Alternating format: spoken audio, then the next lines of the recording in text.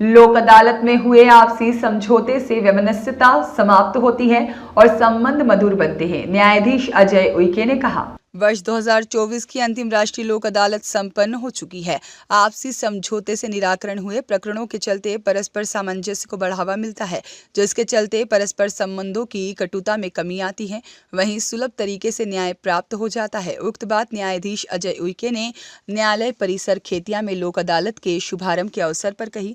वर्ष 2024 की अंतिम राष्ट्रीय लोक अदालत का शुभारंभ न्यायालय परिसर खेतिया में न्यायाधीश अजय उइके ने नायब तहसीलदार राजा राम रानाडे, नगर निरीक्षक खेतिया सुरेंद्र कनेश, थाना प्रभारी निवाली रामकृष्ण लोवंशी, मुख्य नगर पालिका अधिकारी पान सेमल राम प्रसाद भावरे, अभिभाषक दिनेश जोशी, कपिल शाह और साथ ही में संजय पंडित, मनोज वर्मा, जमीर मंसूरी, भगवान गवले और गौरव सोनी, सचिन पाटिल, संजय पटेल, शिखा गोरे आदि यहां मौजूद रहे। इस दौरान भारतीय state bank, bank of Baroda, bank of India, Narmada Malwa ग्रामीण बैंक के अधिकारियों कर्मचारियों के साथ न्यायिक कर्मचारी, नगर पालिका के कर्मचारी और बड़ी संख्या में उपस्थित पक्षकारों ने और पत्रकारों की उपस्थिति में मां सरस्वती और महात्मा गांधी के चित्र के सम्मुख पूजा अर्चना कर माल्यार्पण किया।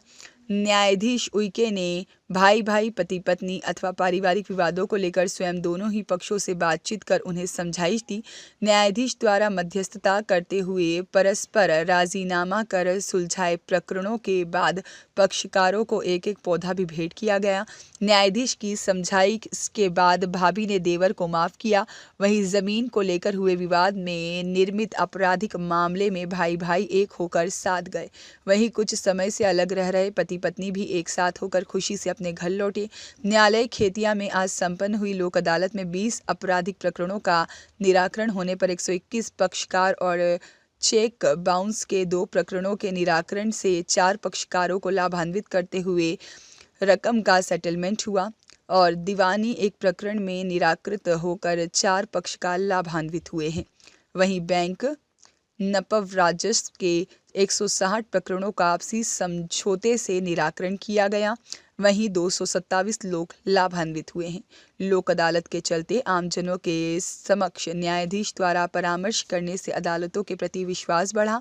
वहीं आपसी सामंजस्य और समझौते से आमजन के लिए सुलभ न्याय को लेकर लोक अदालत की परिकल्पना साकार होती दिखाई दे रही है। बड़ी संख्या में पक्षकारों की उपस्थिति में 2024 की अंतिम राष्ट्रीय लोक अदालत संपन्न हुई। जितेंद्र जोशी की रिपोर्ट।